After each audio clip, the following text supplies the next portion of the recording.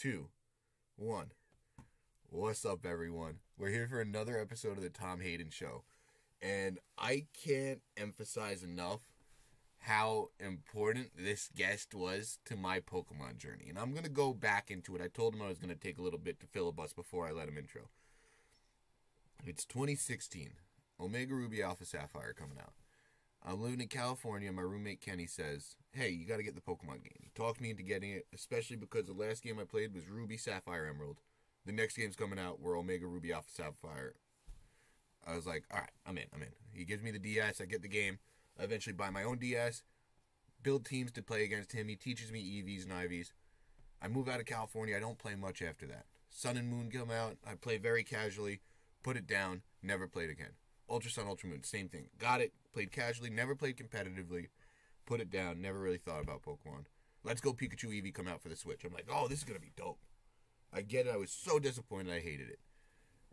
Sword and Shield comes out. I give Pokemon another shot. I'm like, I like playing the games casually. But then the ranked ladder system was around. I used the EV and IV knowledge I had. It was so much easier to make Pokemon in the game. I get to Master Ball, and I play Aaron Cybertron Zang.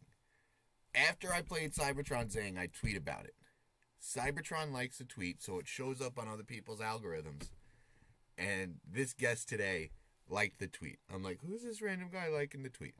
Click on his profile, and his last tweet was, I need more Pokemon friends.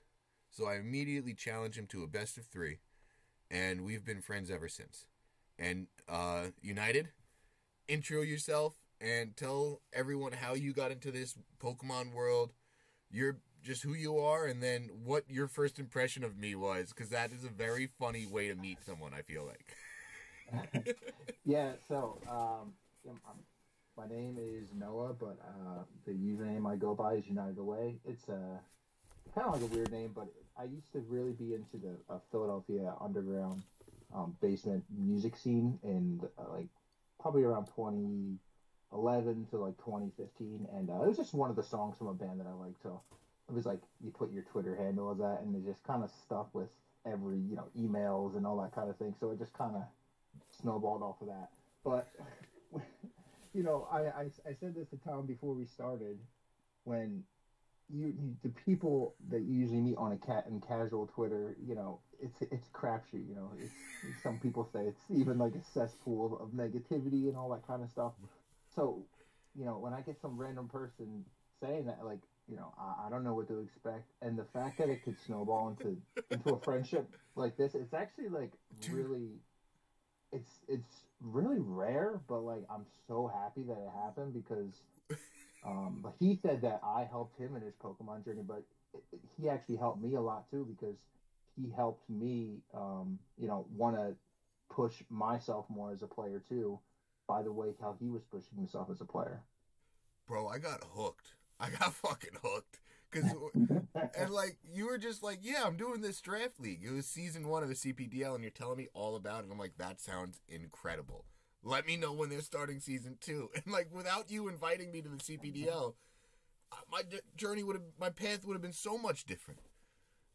I remember when I told you, I was like, yeah, dude, I can get you in season 2. So I'll start with the CPDL. So I was in Jin Fury's Discord. I was in a couple Discords, and I think I was in like, That's a Plus Ones, Jin's, just a few. And I just in the general chats, it's COVID, I'm being a Twitch rat and just watching VGC all day, you know what I mean? And somebody said, I think it was actually Buenti. I don't think it was Vihani. Yeah, they said they needed a couple more spots to fill it. I know the first season those two ran it together, and I was like, yeah, I'll get in. So I was actually looking for I was like on like Reddit trying to find like a draft. Like I thought it was so cool, so I finally got in, and I'm having a blast.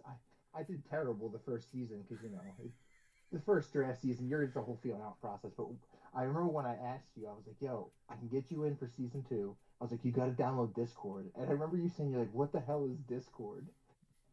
And now you have a server with over like 200 members. Yeah, it's kind of crazy how quick it grows.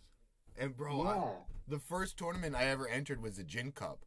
And yeah, I was like, Jin, I made Discord 2 hours ago. Like now, I think I had made it less than 2 hours ago.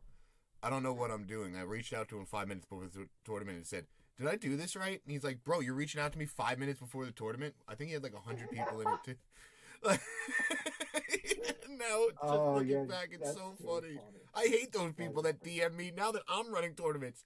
And they DM me like... Yeah, now you're running tournaments. And now the people DM me like, this is my first tournament. Did I sign up right? I'm like, oh my God, I legitimately was this person. Like, yeah, so it's just funny how it comes full circle. But, so I guess I'll start with what got me into Pokemon. You know, yes, I love hearing that. I'm 30 years old, so you know, my first Pokemon game I ever played was actually Yellow version. Yep. Same. I remember Christmas morning. I have two older brothers. One's a year and a half older than me. One's 3 years older than me. So it's Christmas. You know, I'm hoping for red. I'm hoping for blue version. And my one brother gets red, and my other brother gets blue, and I got Pokemon Pinball. And I was so upset. So I don't remember what happened. Like, I didn't want anything else. Like, I already had a Game Boy too. Like, because my birthday's in November, so I had a Game Boy, and I got Pokemon Pinball. So I don't remember what happened. I eventually got Yellow version. Eventually, I remember. Your parents had to take you to the store. They had to get you Yellow at that point, which is so funny. Yeah, I was like the Pokemon Pinball games are. I mean, they're all right, but like, what do I want to play pinball for? Like, and I remember. So my oldest brother, you know, in Yellow version, Pikachu follows you around and all that kind of stuff.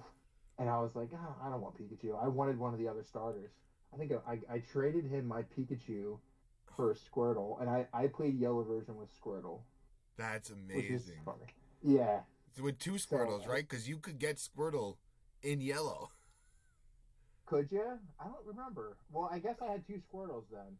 I remember trading my Pikachu to him, though, because he thought that the Pikachu would follow him in his game. Oh, no. And so I mean, he just reset his game, but I had his starter, which was funny, because he was like, oh, I got to restart now. I don't have my starter. Maybe it was only Fire Red and Leaf Green. Maybe it was only it was a long time. I mean, that's so funny. We were kids, too. Yeah, it was. I was playing Yellow version as a 5-year-old too, like loving life. Yeah, yeah. Well, I actually never beat Yellow. That game I never beat because I was so young. Yeah.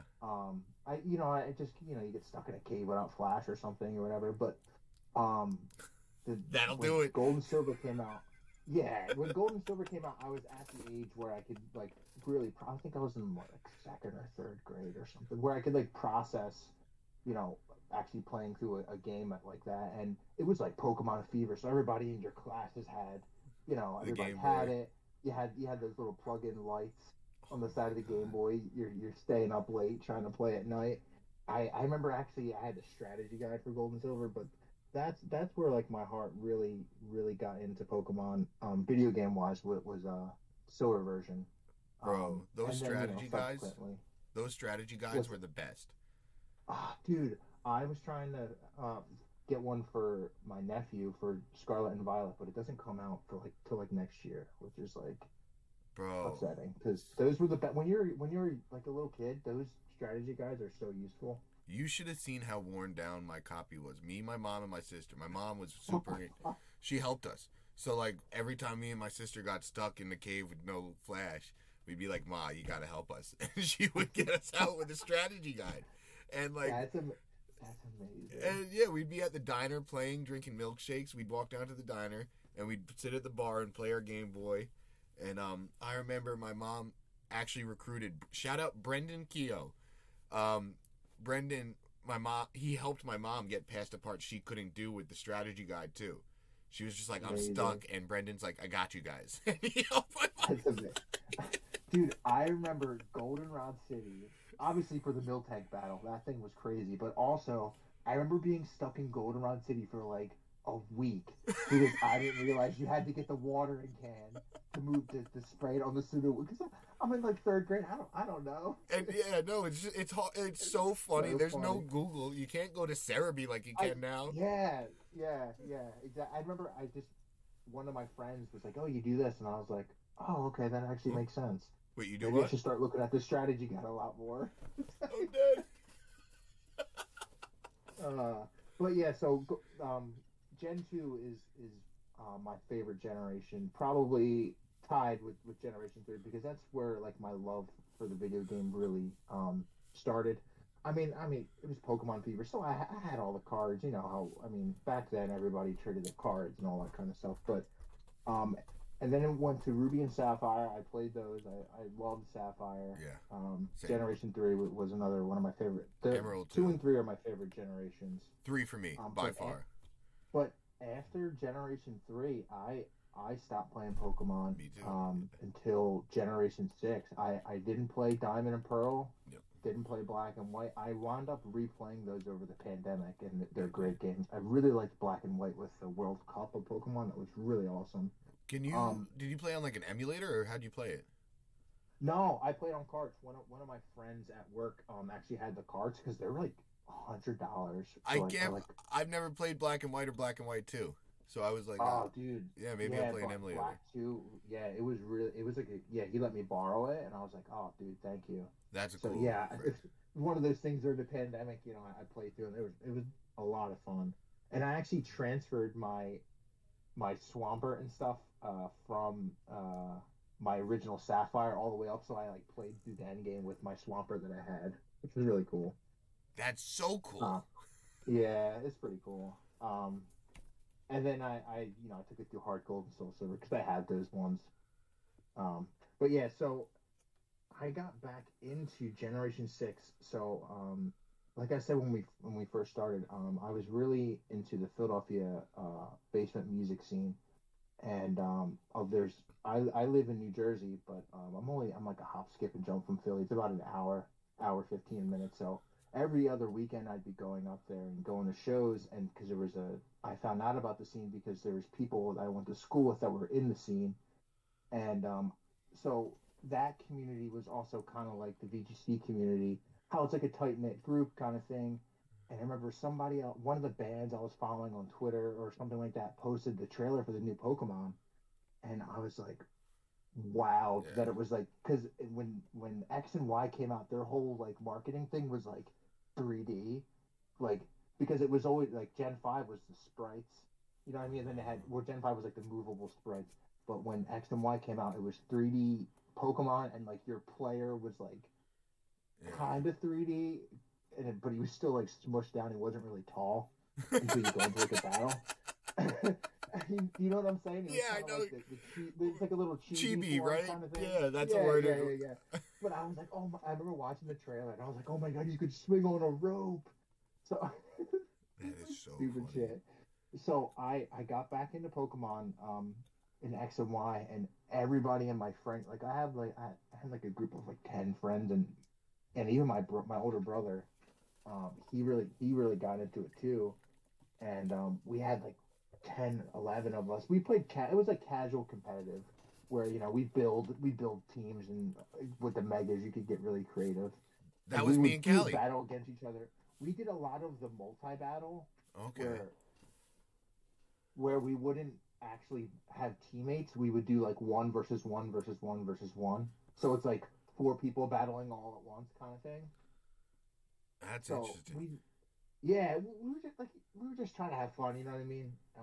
And it was a lot of fun, and that got so popular that in Sun and Moon, they actually made that an actual format because people were doing the multi battle actually as a 1 versus 1 versus 1 versus 1. I didn't realize that. Yeah, and then they took it away, so I guess they didn't think it was as popular as it should have been. But yeah, I fell back in love with Pokemon in X and Y actually. Damn. Okay, I didn't realize that. Yeah. So, yeah, it was a huge jump forward, and I started. That's when I started understanding the EVs and IVs. My older brother, he knew it already, so I remember he hooked me up with a Ditto that he had. It wasn't even like a perfect. I think it was like a 4 IV Ditto. You know what I mean? But it was better than what I had. Yep. And I remember like now you have like you press start and you can see like best stats on whatever Pokemon. But back then you had to talk to this lady, and it would say like, oh, this stat is no good, or this stat is decent. You know what I mean? It was just so like archaic thinking about it now. It's so funny. But when he's teaching me this stuff, he's telling me, he's like, you gotta. I remember him, like the first conversation. He's like, you gotta get these like power amulets and bracelets. And you gotta kill For like five Eevee. of these, and you'll get 20 of this and this stat. And back then, it was actually easier to EV train back in Gen 6 because I don't know. Did you play Gen 6? After the fact. So I played Omega Ruby Alpha Sapphire, then got X and Y. And Okay, played so through I those. can't in okay, so I don't remember in ORAS if they have I can't remember, but I know in X and Y they had that like you get an encounter and it'd be like a group, it'd be like Yes, four Horde. 5 figures, encounters. a horde, yeah, that's what, yeah. So if you need to kill 25 Meryl to get 252 attack, the hoarding was actually made it so much faster. With the You power know, item too. yeah, exactly. And you don't have to run around, to find one. You could find potentially six. You Yeah. just got to make sure all the horde are the same. One sometimes you get a horde with one different. But so that's where I really learned how to EV train. And we went hard. We went hard into that. We went into ORAS. And then after ORAS, love that game. Gen 3. I love that. I still didn't do VGC, but when we battled, it was never doubles. It was always singles. Okay. And then I got Sun and Moon. A couple of my friends got Sun and Moon. Um, I beat the game, and then I didn't really play. I just stopped. I was just doing other life stuff. And then when the trailer came out for Sword and Shield, um, I bought a Switch for the new Pokemon. The trailer and the gameplay videos, I was like, I'm all in. So I got a Switch. I actually got that Zacian Zamazenta one. The Switch Lite. I should have gotten the regular Switch, but I have a regular Switch now. But for streaming purposes, the Switch Lite was kind of a pain. Um, Yeah. but that's got into Sword and Shield. And then in the pandemic is when I really got into VGC. I started I don't remember what made me want to start doubles. I think I was just on YouTube seeing people play. The first couple of YouTubers that come to my mind. I remember James Beck and That's a Plus One and Cybertron Zhang were the three that I first started watching on YouTube. Goats. And those are the three that I started watching, and I was like, I think I could do this because I always liked chess as a kid, and that's what I kind of like VGC more than singles because it's more board positioning and whatnot. But yeah, that's how I kind of got here. And then the pandemic, I just hyper focused in and really dove feet first into the whole VGC thing, which I'm glad I did because hey, you reached out to me and. And now look at everything that's happened. I'm going to my first regional So in excited. 2 weeks.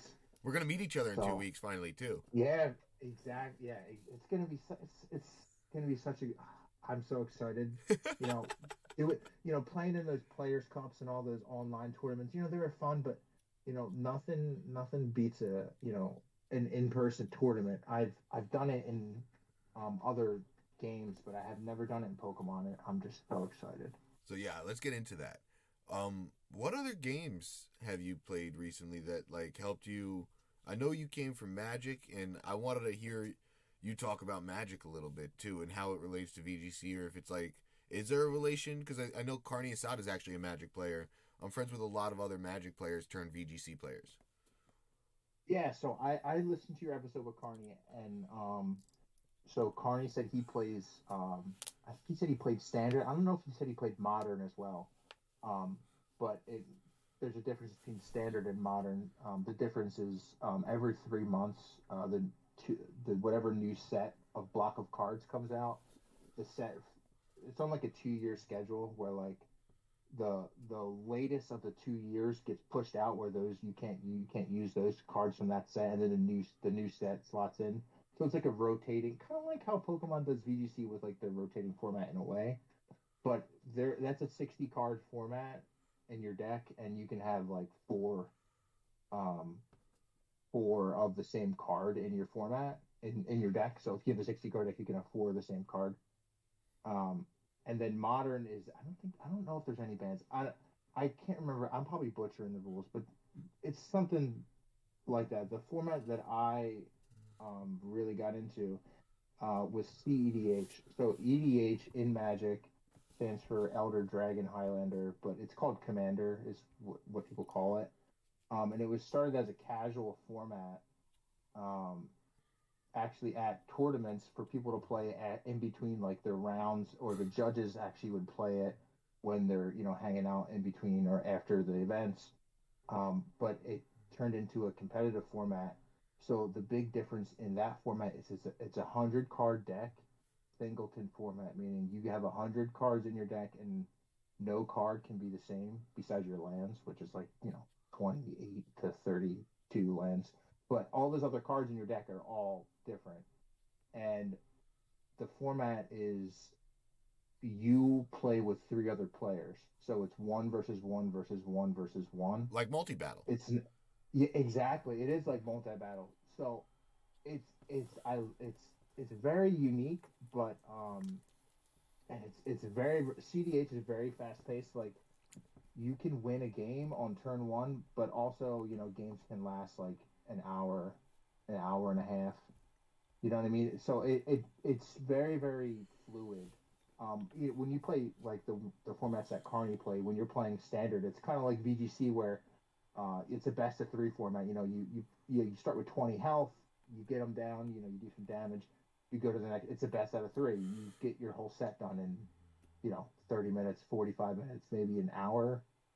So the like I was saying, the format is CDH, and the format is not recognized formally by Wizards of the Coast, who owns Magic, Hasbro, and Wizards of the Coast, and so the format is taken, grassroots, because kind of like how VGC, you know, for instance, right now there's no way to practice for Series Two, best of three, so everybody's being grassroots, and it's amazing.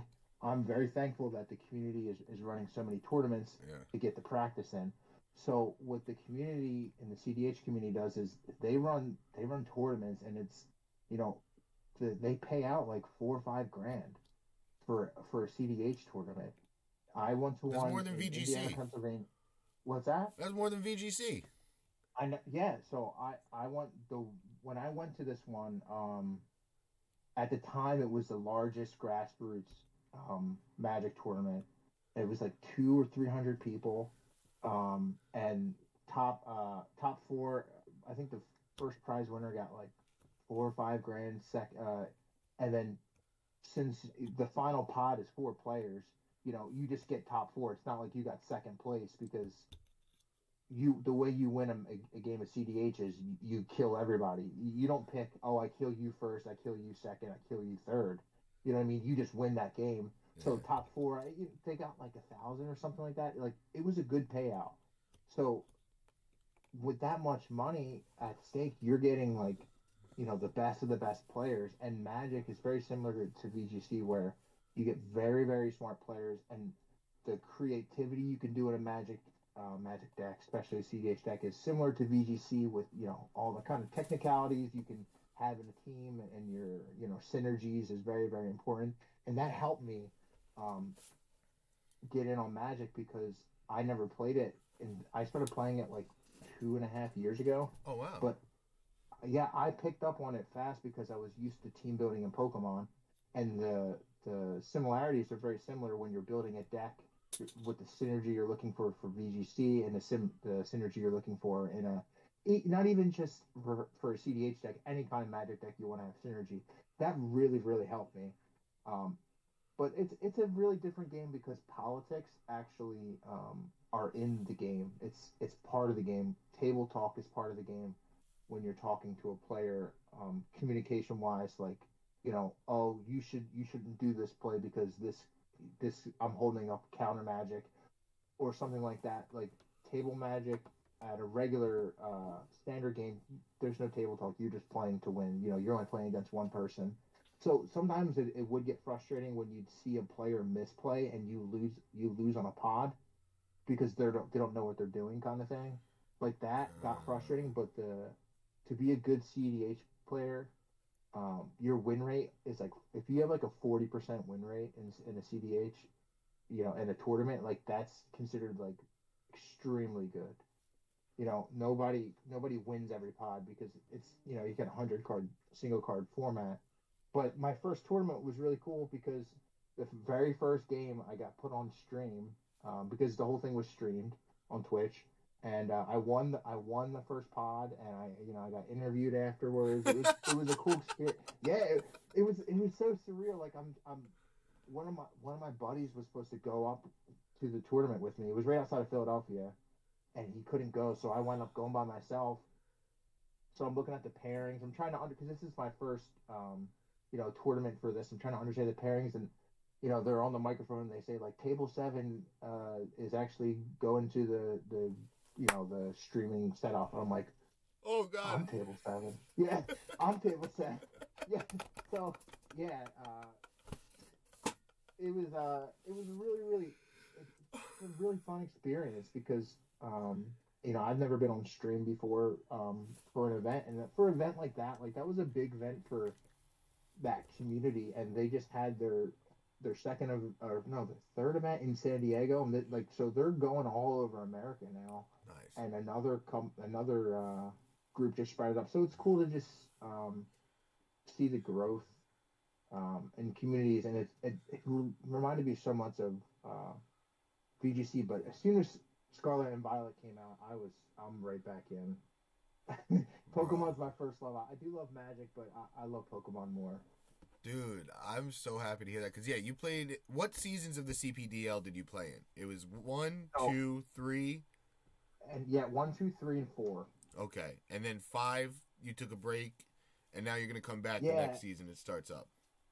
Yeah, I had that burnout. Like I really wanted to do VGC when I remember when you were telling me you were like I'm going to these regionals, and I'm like I kind of kicked myself because I should have just sucked it up and learned wanted to play. Like I was so hard headed that I didn't want to play restricted. I was like that in 2016 though. I was like that in 2016 where I was like I don't want to play with restricted Pokemon. I just rather play with my friends.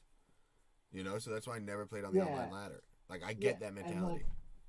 It was a mistake because I could there was tournaments that I could have went to, and like it would have been a great experience for my tournament knowledge, and because I'm going into this one. That's my first one. That if I did those ones before, I feel like I'd be at a more comfortable level.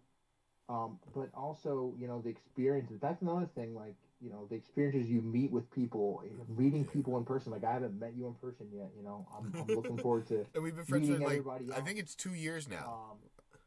Yeah, so like I kick myself a little bit about it, but it's okay. I mean, there's the good thing is there's always going to be more regionals.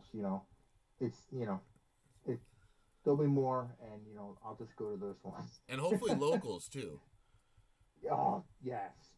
I want to go to locals, even if there's not CP involved yet. I need to. I want to meet some people in the New Jersey scene, or even in the New York scene, because I'm not that far from the New York scene and the Pennsylvania. I'm in the Philly Discord. Me too. Yeah. Yeah. Okay. Yeah. So those are the three I'm looking to do some in the future. I've been keeping my eye out on them, and I see that they're just starting to chat up about starting up local. So I'm really looking forward to that. I am so excited for those. Yeah, it looks like we met around the summertime in 2020. That's when we started talking online. I'm like scrolling back in our DMs. Yeah, July 29th, 2020. Battle? Wow. Did someone like Wolf or Cybertron retweet a team I made or something? I don't know why you follow me. Oh, I'm getting ready to leave for work. And then we ended up playing the best of 3 later. Oh my God. That is so goddamn funny. Yeah. It's July 29th. It's such a blur. It's like crazy that's been a couple of years now, because like it's with the pandemic, it's like 2.5 years. How fast years are going now. It's kind of scary. Well, dude, in 2.5 years, I feel like I've really learned a lot about Pokemon and gotten so much better at battling in these last 2.5 years. Because you were really the start of my competitive in Sword and Shield. Like, without that interaction with you, I wouldn't have found CPDL. Without finding CPDL, I would have just kept playing online ranked Master Ball, and who knows where that would have went. But because of CPDL, I found High Roller. Because of High Roller, I heard about guys like Joe and Peng, and like, I like all these guys who had done well at regionals, and it's like, oh, what's a regional? You know, it's like Yeah, I think what really crazy. helped too is the first. I don't know if you the first couple battles we had were like super close down to the wire, like nail biter matches too, Yes. and like that. I feel like that helped. Because like I made that tweet like, hey, I want more Pokemon friends. I didn't. So like when I'm playing a player that is, because I didn't consider myself like at a high level. I wanted to. I'm always just trying to get better. Yeah. But when they're beating me or going back and forth and they're right there with me, like that to me is like, okay, I have something here. Like this person seems really cool, and they're a good player, and It's so funny. So funny. And then, do you remember, I think it was the second time we played in CPDL. I forget the first time because everyone played everyone season 2. But season 3, I think it was the second time we played in the CPDL. And the heat wave miss. Do you remember that? Oh my god. Oh wait, no, you know what? You know what? Now I remember the first time we played. I won on a double protect because you high jump kicked into the second protect. Yes. And then you did. Yes. It was yup. That was a see. I took a Cinderace in that team, and that team was just all. I think it was like. I don't know if I had Regieleki, Cinderace, you went fast. Oh my you were like, god, no one's outspeeding me. Yeah, but dude, that team was such a dumpster fire. But like, I recommended Aleki, I think. I was like, you got the second pick. It's the fastest Pokemon. Nothing's outspeeding you naturally. Oh, God. But yeah, dude, that is one of my favorite battles because, dude, you had me pinned that whole game. I mean, you had like Compound Eyes, Toy Scarf, Butterfree. I leaned on Butterfree. Everything to sleep. Yeah. I was like screwed. I Checks thought I out. was like out of that match so many turns, and then you had me beat at the very final turn, and you just needed. I think you procced weakness policy on your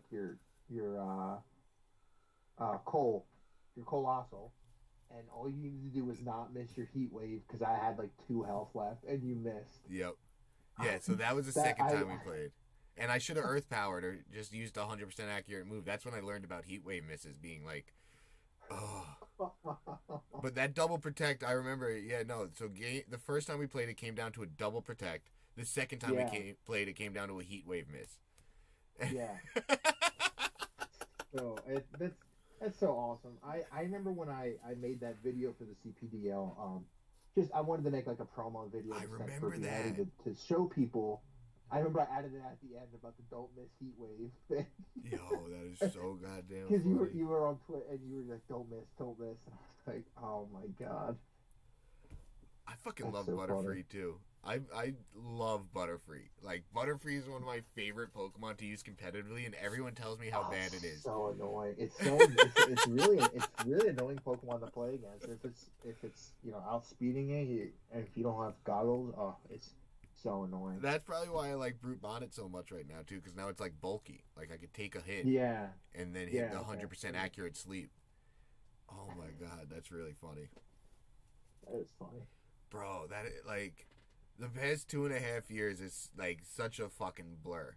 It feels like longer, but it doesn't at the same time, which is a weird feeling. It's like crazy that's how. Yeah. CPDL really affected the trajectory of my life. No, dude, don't be sorry. Like what? How crazy is that? No, it really.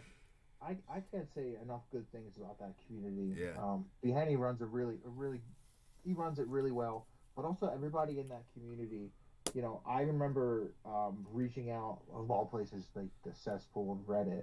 I'm trying to find friends in the Pokemon community before I met you, and people would just be like, "Oh, good luck with that." Ha ha ha.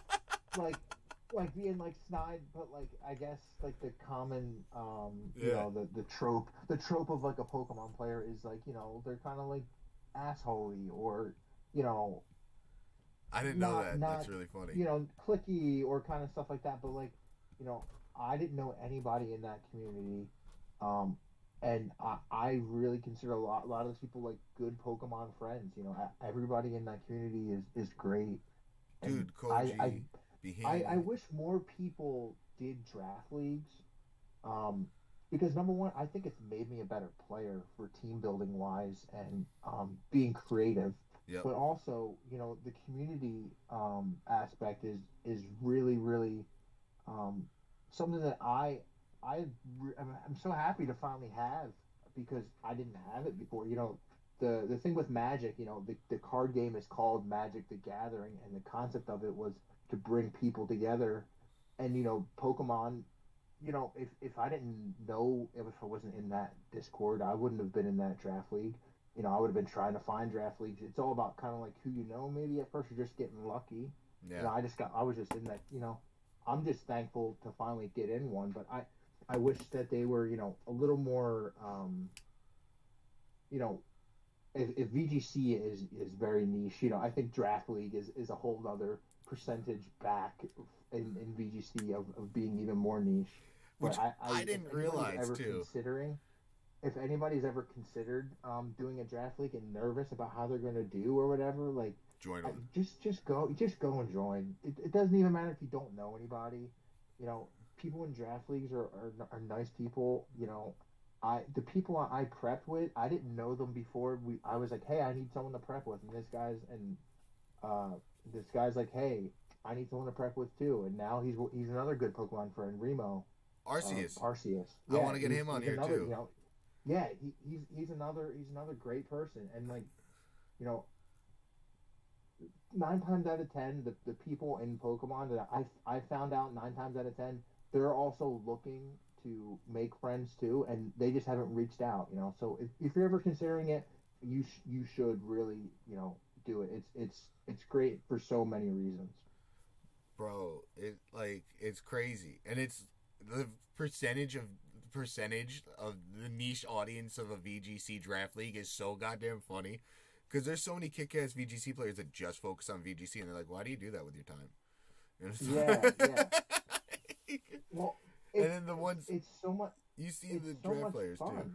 You see the draft players are a different animal of creativity. I feel like, and it's just like, It oh god, it's a different animal. well, like so I prefer to play VGC best of three. That's what I prefer.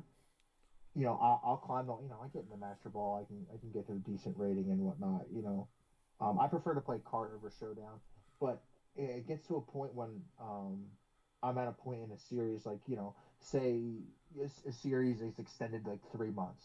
So it's whatever, we're in like series nine of Scarlet and Violet, and you know, maybe even like series, I don't know, just series nine, and it's like a 3 month of series nine. I get to a point where I'm on ladder where it's like, yeah, I'm facing the same things or whatever. I'm ready. If I'm not playing in a, you know, playing in a tournament or something, that's where draft league is so great Mm. because it gives a whole new like coat of paint to Pokemon because you know you're drafting these Pokemon that only you can use, and you it's your canvas. You get as creative as you want to be. Where sometimes on ladder, you know, you get tilted, you get upset. Like you just have so much more fun in a draft league, and just going back and forth. You know, I think that's healthy too. You know, going too hard on the ladder. You know, just have sometimes you just it's good to just have fun, and that's the thing. When you do a draft league, you're probably not going to do too well your first season, and that's okay. I Like, went six it's and not a big five, and I deal. was ecstatic. CPDL Yeah, season two, I exactly. was like, "Oh my Yeah. god!" I lost week one of the playoffs to Alpaca. But well, my first season I didn't do well at all. But I didn't really know what I was doing, and Yes. I learned as I went. You know what I mean? It's and I got to a point where I finished as a one seed, season three. Yeah, you kicked ass. Um, I forgot which yeah. season it So was that you finished like that. I was like, "What? Didn't he do really well one season?" I don't think it was season two. It had to be season three. Yeah, yeah, yeah. So like I said, and thinking of how I started that first season compared to what you know what I mean, you just growth. it's a learning. Yeah, it's growth and learning experiences, but also all that time between season one and to season three, you know, you're meeting people and, you know, I've reached out to people in the community, and we help each other. You know, I'm helping you prep for your. I'll build a team to try and help you. You help. You know, that's another part that I really like about the Pokemon community, or in the community I'm, you know, the CPDL is you know, you can reach out to people, and they'll help, and they want your help too, which is always cool. I mean, Yeah. you know, it's kind of like when you write a paper. You know, I like to have someone else's input. You know, so it's not my bias. You know, sometimes you read something over and over, and you don't notice something, and then they immediately look at it, and it jumps right out on the page to them. Oh, I'd probably do something like this, or you know what I mean. Like, Yeah. I think that stuff's really important when you're trying to optimize for VGC, for draft league. You know, I think that's very important.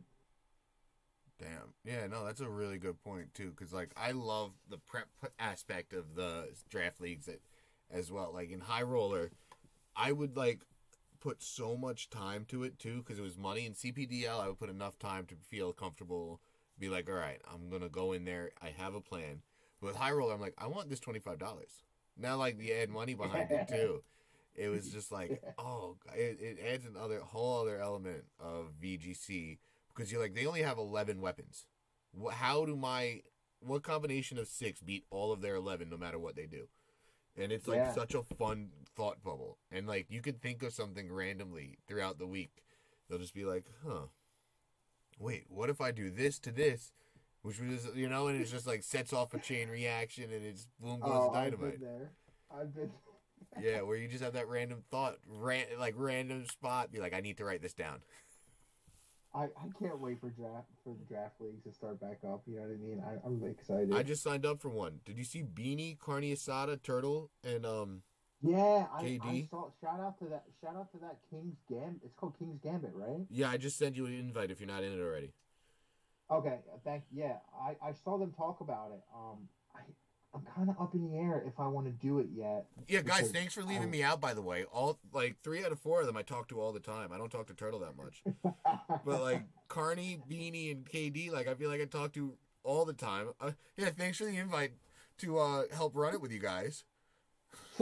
so I have a, you know, you're the host, but I have a question. Go. So how do you, so since we're talking about draft league, we're talking about VGC, you know, how do you feel about entering a draft league right now? Like you said, you're entering in this one. Um, how are you able to manage your time? Because you've been in enough draft leagues. If you want to put a lot of time in, you can, especially if you want to do well. Sometimes you have to put in the work and the effort, but also trying to juggle going to regionals and working on your best of threes and your VGC regional team. Are you able? You think you'll be able to do both of those well? I don't think I'll be able to do my VGC regional team as much justice if I'm hyper focusing on That's a a great draft point. league, and if I did, I'd probably be stressing a lot. 3 out of these guys, I think, yeah, 3 out of 4 of them are going to Orlando. I'm not sure if Turtle is. Yeah, So I know they wouldn't make something like the week of Orlando. yeah, Knoxville, no, I'll yeah, be yeah, up in the yeah. air a little bit more. And then so my current time, my I've been there, and I sat out of the CPDL, the Brilliant Diamond Shining Pearl season. I think it was season 6. I Yeah. sat out because I said I want to focus on VGC regional stuff before Indy, or not before. So Yeah, when you went to Indy and when you went to New York and all of Jersey, Jersey, not New York, Ohio. were yeah, were you doing draft league then? No, You weren't. Okay. just high roller. I think. Just Okay. So that's the one. I don't know. I'm hesitant yeah, with no, it was with my. just high roller, but high roller also has guys who go to those tournaments, so they work around your schedule. You know, it's like, oh, Okay. we're all VGC players who do VGC. Like, most of them do VGC first and Draft League as a hobby. So Jin is very Yeah. accommodating to say, oh, the regionals this week, let's take off and we'll get back after the regional. Because, like, half of the Okay. guys in the High Roller League are winning those regionals and shit. You know, like Yeah. Joe Okay. and Pengy Yeah. and the Battle Room, they're all, like, top cut regulars. So it's like, Yeah. okay, they'll work around it. But yeah, no, that was my big concern. I only have like 4 to 6 hours a night to prep. That's how much Okay. time, because I'm working 7 to 5 most days. Sometimes I get in at Yeah. 10. Sometimes I leave at 4. You know, but most of the time I'm like the hours of 7 to 5 are consumed by work. So I'll get home Yeah. 5:30, be a real human until like 6 o'clock-ish, 6:30, and then prep until 10:30, try to get in bed by 11:30. You know, I try to Yeah. give myself like half-hour gaps. So Yeah. the Team New York USPA, I'm lucky that's Series 2 because Okay. Yeah. I'm You're able getting to more just practice with it. practice Series 2, and that helps me with that. All I have to do is schedule Yeah. maybe one battle every few weeks because I'm not Yeah. one of the guys that they're going to pick every week to play unless there's like friendlies for the lower level roster guys. So I got to beat Joey Mock Punch VGC on Saturday. His podcast drops on Monday too. No, his podcast will have dropped 2 Mondays ago by the time we're filming this. So never mind. Future, yeah, I don't know who I'm talking to with the future past. It confuses the shit out of me. But yeah, so that's a commitment that I know I don't need a lot of time other than Series 2 prep for. You know, it's like I just got to make sure I could schedule one battle a week. With You know, you're making me think. You know, you're probably right. I think I could probably do it. I'm gonna put some more thought into it. I think I probably could because, like you said, you know, most of the. I mean, all those guys are going to most of the regionals anyway. So I mean, it does make sense. and And yeah, no, like Pengy's in it. He's going to. Let me look at the Discord right now. Pengy goes to every regional under the sun. What's it called? 10 Phoenix goes to all the European regionals. Cortex is a regional top cut person. And those guys already paid and are in. Carney, I know, is going to a lot. Katie, I know, is going to a lot. Beanie, I know, is going to a lot.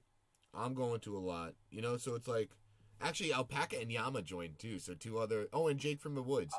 So 3 other. oh, sweet. And then shout out Youngster Jazz. He's from the High Roller one too.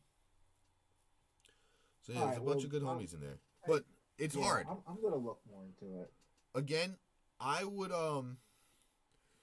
I usually would only put like an hour into the free ones.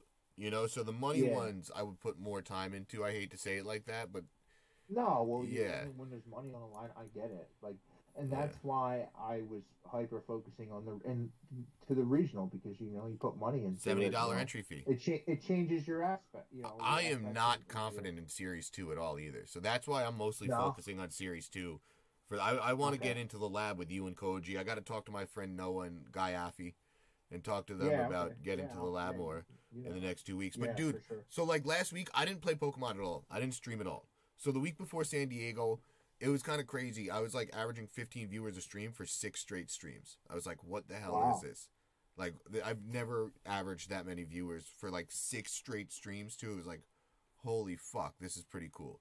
Then San Diego happens. I get back from San Diego Monday night. I work all day Tuesday. I take Tuesday off because I'm exhausted. I don't go do the practice tournament. Wednesday, I get a root canal. Thursday, I work all day, so I'm just exhausted after work. Thursday, I take the day off. Friday, I'm still in tooth pain, so I was like, fuck it, I'm giving myself the day off. Saturday night, I get called into work, so I didn't enter any tournaments and didn't stream. Sunday, I worked 7 a.m. to 7:45 p.m. Didn't do anything, didn't play any Pokemon. So, like, this week, Monday, I was like, oh shit, I really need to get back into the Pokemon playing. You know, like, taking that much time off, it's too. It's crazy how... and it's creeping up. It's 2 weeks. 2 weeks from today. Yeah. So now you really got to start buckling down. So it's like, yeah, no, you just got to find the time when you got it. So, like, if I was in a draft league right now, I'd be fucked. You know, so that's why that's why I sat out of the Brilliant Diamond Shining Pearl League. Because I was like, I don't want to invest any time playing this game when I need to be investing all my time in Sword and Shield regional prep. You know, but like, if it was like a Sword and Shield draft league, then I could have probably been like, all right, I could do a half-hour Sword and Shield prep. I'm already on the same game. Okay. Yeah. You know? That makes sense. So, like, in the next, let's say the draft is the weekend before Orlando Regional or something like that. Like, that's something I could do. Or let's say it's a weekend after. That would be even better. But then Knoxville is 2 weeks or 3 weeks after Orlando. So I'm going to Knoxville, too. I got to be ready for that. Yeah. But wow. Knoxville is that close to Orlando. Yeah. 756 players. 756 players for Orlando. 641 for Knoxville right now. And that's a 3-week gap, right? Yeah, February 4th to February 25th. Okay. Yeah, I didn't book Knoxville, but I'm doing Connecticut. We already talked about that one. I want to do NAIC in Ohio, and I'm up in the air on Charlotte. I'm going to Charlotte and London, and then Hartford and Ohio. Okay. Oh my God, London! That's amazing. London, like, isn't it crazy? Yeah. How it all started. It all comes full circle. Like it's really really awesome how a game like Pokemon can. It's you know, people make the joke that it's a kid's game, but I've made some good friendships through this game, and I don't know. It totally is a kid's game. That's a really good, you know. I'm thankful that I was able to do that, you know. Yeah, but I'm showing on the screen right now. You know you can't see this. It's the London logo for the Pokemon Worlds. Like, the first time I left the country was for Pokemon. Because, what's it called? I was talking to, shout out Sohaib. He had a spectator pass. He's like, yeah, I'll give you my spectator pass for Worlds. Shout out Beanie being like, yeah, I'm rooming with Jam. We need an extra person in the hotel room. And I booked the trip 10 days before because I was just out of work. I was looking for a job. And I had a little money in my pocket. So I was like, yeah, I guess I'm going to London. And it was like one of the best vacations of my life. So I can't wait to go back and eat at all the places I went to and ate the first time too. I'm so jealous you got to go to London. Bro, it's crazy for Pokemon. Like, again, 2.5 years ago, if you told me, Tom, you're going to go leave the country for the first time to go to London and play in the London Open and watch Pokemon Worlds as a spectator, I'd be like, what the fuck are you talking about? But, like, that's really, like, it's crazy. Just in 2.5 years, just from playing super casually on ladder to then the draft league stuff to now going to the regional circuit and really trying my hand in this one. It's like crazy, this little journey the past 2.5 years. So, like, thank you for being a huge wing in the butterfly effect. Like, I don't think I've communicated how, like, big of a impact you've had on my personal Pokemon journey. No, I appreciate that, but also, you know, I can say the same. Like, thank you for reaching out and wanting to say best of 3 in the DM. It's like, you know, so funny. It's so funny, like you said. It's so funny. But yeah, we've been talking for like an hour and 45 minutes, and we've been recording for like 52 minutes. So okay, I'm thinking, like, is there anything else you want to mention before we get out of here?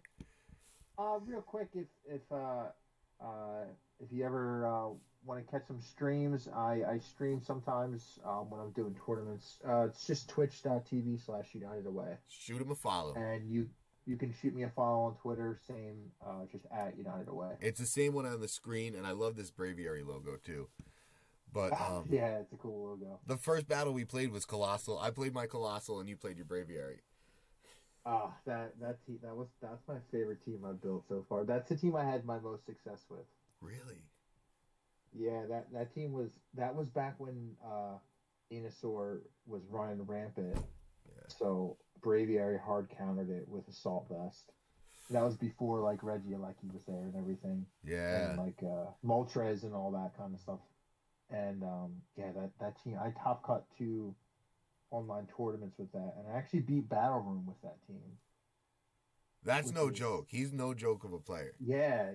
Oh no, he's a really good player. So yeah, that's my favorite team I built so far. But yeah, Braviary is one of my favorite Pokemon. Love the logo. But yeah, it's funny. Yeah, I started the call at 6. It's 7:20. So an hour and a half we've been talking already too.